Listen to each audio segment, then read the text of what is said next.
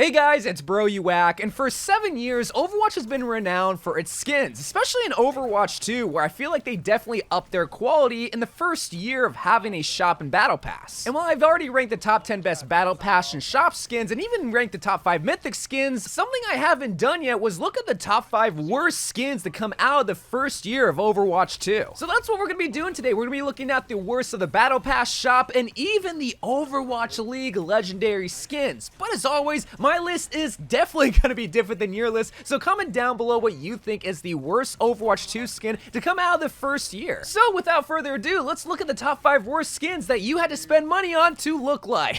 Starting us off at number 5 is a beloved hero that unfortunately just has some of the most bun skins of all time. This is Torbjorn's Starship Engineer skin. What were they thinking when they made this skin? So the first season for Overwatch 2 was definitely a mixed bag. Not everybody loved the sci-fi theme, they didn't really like the game mode, and the skins, well, they were and while I actually like the theme because I absolutely love Star Wars, some of the skins, I just kind of question why the heroes got them. And one of them is Torbjorn's Starship Engineer, because he looks like an off-brand Rocket the Raccoon. And while you can make arguments that he's not supposed to look like Rocket the Raccoon, I'll be honest, I don't know who else he's supposed to look like because he looks like a straight-up furry then. And that's why I'm just confused as to why Torbjorn got this skin specifically when there's other heroes that could have gone the furry or raccoon skin, like Hammond. He could have easily gotten that skin, where Torbjorn, I don't think was really necessary for him to get. But to make this even worse, something that you also gotta realize is that this is a shop skin, so you had to pay about 1,900 Overwatch 2 coins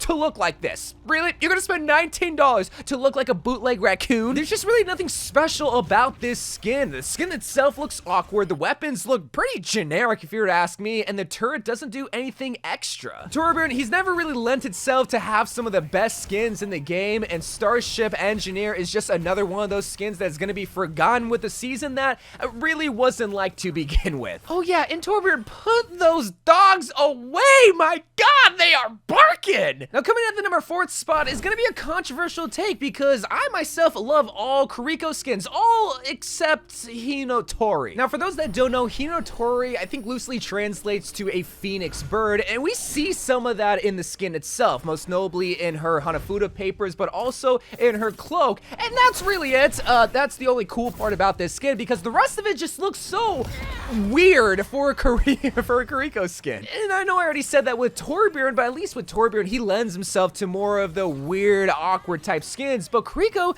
she's a cute character, and Blizzard's definitely fed into the cute idea of making her look sort of like how Mercy is with her skins, all cutesy, daisy, and playful. But in the first season for Overwatch 2, where some of the heroes got cyborg skins, including Kiriko, they made her into this half robot, half human, 3-pigtailed fake looking ninja girl. It's really the face that I just really do not like with this skin, because it's almost like they ripped the literal skin off of Kiriko and tore her hair off and replaced it with this cyborg white mask and fake clay looking hair. Not to mention the piercing yellow eyes is just so creepy looking, and normally I like colorful eyes, but here it's just way too much. It just looks so fake to me. And I guess that's the whole idea of these cyborg skins, is that it's supposed to be futuristic. It's not supposed to look real, but come on, why did he have to make Kiriko look like that, man? Make her look like a cute futuristic girl. And to be fair, I didn't really like most of the cyborg skins, especially like Hanzo and Roadhog, but I think the worst out of all of them is Kiriko, a hero that is renowned for some of its skins, where in the first season, they just kind of missed the mark, and I kind of got worried, like, oh no, I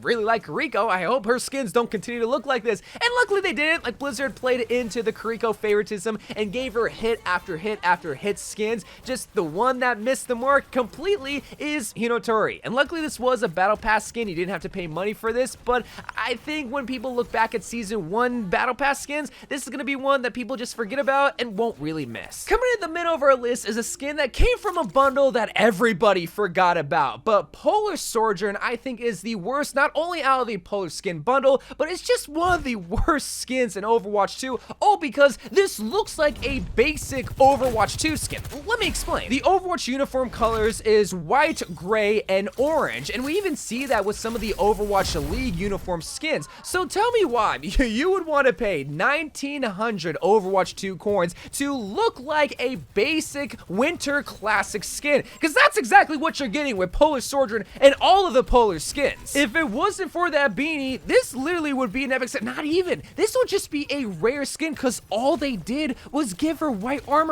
with hints of orange throughout. Like, I really couldn't tell you why Polar Soldier is a legendary status skin. The skin itself looks very plain. The weapon really isn't all that special. You don't get any special voice lines or even special effects like how you could with Cupid Hanzo or Cardboard Box Reinhardt. It's just a boring, lame, orange and white legendary skin that you gotta pay 1,900 credits for. And that's why it's one of the worst skins of all time, because you're not only paying money for it, but you're getting a lame skin. And unfortunately, or I guess fortunately, I don't own this skin because I didn't see the point, and I think I could literally count on one hand how many times I've seen any of the Polar skins, with Tracer, with Soldier, any one of them. And I think that just goes to show how unpopular that skin bundle was, but especially how unpopular Polar Soldier was specifically, because it just looked like a lame skin for how much it was. Nah, people were not gonna buy this skin. I wouldn't be surprised if they made it as a free Twitch drop in the future, because I don't think anybody got it. Now, coming in as the runner-up for the worst skin in Overwatch 2 is one that I understand the origins behind it. Doesn't mean it's a great skin. This is Lifeweaver's Fitacon skin. And look, I understand the origins behind Fitacon. I'm not trying to be disrespectful and say that the skin looks ugly without knowing the origins behind it. No, I get it. And for those that don't know, Fitacon is actually a festival held in Thailand that loosely translates to the Ghost Festival, where people dress up in these bright colors, but also wear these ghost-like masks, exactly like the ones that Lifeweaver is wearing in this skin. And that's just part of the reason why I don't like this skin, is because this looks like a creepy ghost paralysis demon standing at the foot of my bed. But another reason why I don't like this skin is that Lifeweaver is a pretty character. He is a gorgeous looking man, so why would you want to cover up his face with this scary mask? No!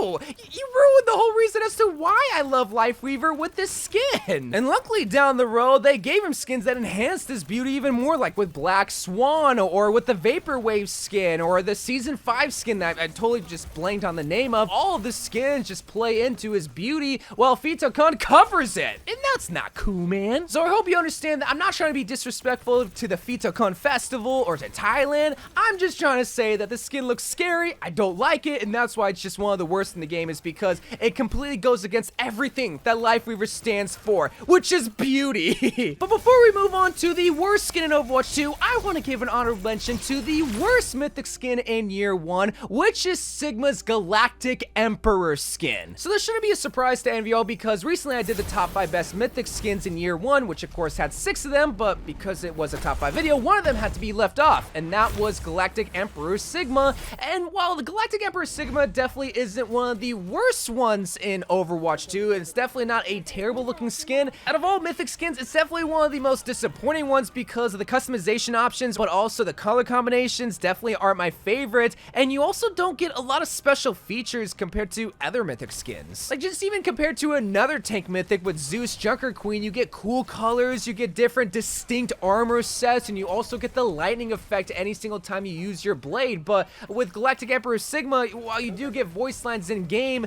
the ultimate is what's special about. That cool design on the ground is what's different compared to the other legendary Sigma skins, and it's just not worth it, man. It's not worth the grind in Season 4. While it might be one of the worst Mythic skins in the game, it's definitely not one of the worst Overwatch 2 skins in the game, and that award goes to the #1 skin. Hot gamer boys and e-girls everywhere, the worst skin to come out of Overwatch's 2 first year is one that you probably didn't even know existed until now, and this is Rock Climber Zarya. Wait, What? Where did this come out? So this was actually an Overwatch League exclusive skin that came out earlier in April and then came out again with a Rain and Charge variant of the skin because they won a tournament earlier in the year. And usually Overwatch League exclusive skins are always heat, but surprisingly, this was just one of the biggest misses in the game. The first reason why this one's just complete cheeks is because of how it looks. Now, usually Zarya skins are always gonna be terrible, and while a lot of people try to argue with me on that, even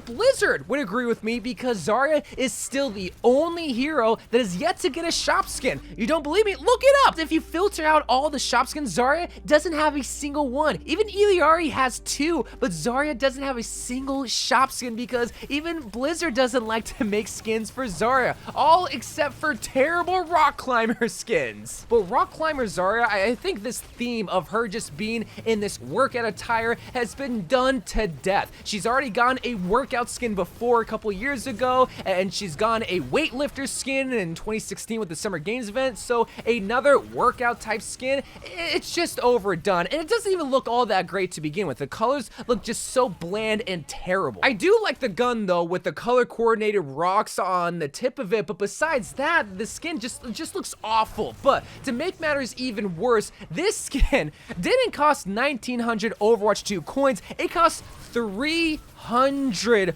Overwatch League tokens. Usually legendary skins from the Overwatch League cost 200 tokens, but because Overwatch 2 had inflation, they decided to raise the price to 300 tokens, which truth be told does cost less than 1900 Overwatch 2 coins technically because, well, 300 Overwatch League tokens cost $18, but funny enough, when you pay for Overwatch League tokens, there's not a 300 token option, so you're forced to pay for 100 League tokens and then 200 League tokens, or you can just watch the Overwatch League to get Zarya Rock Climber. But the thing is though, do you really want to spend your time watching the Overwatch League to get this skin? Really? You do really want to know, and that's why nobody got this skin. And I feel bad for the Charge and the Rain because they got their exclusive skin with Rock Climber Zarya, and it looks awful. Luckily, the Rain did get the Wicked Moira skin down the road, which looks so much better, but that's why Rock Climber is the worst skin in the game because it looks awful, and it's the only shop Zarya skin that she got, and it's still bad, man. It's still bad. But let me know what you think is the worst Overwatch 2 skin in year 1, and I'll see you guys later. I love you guys. Thank you guys for watching more Overwatch 2 videos to come, and bye.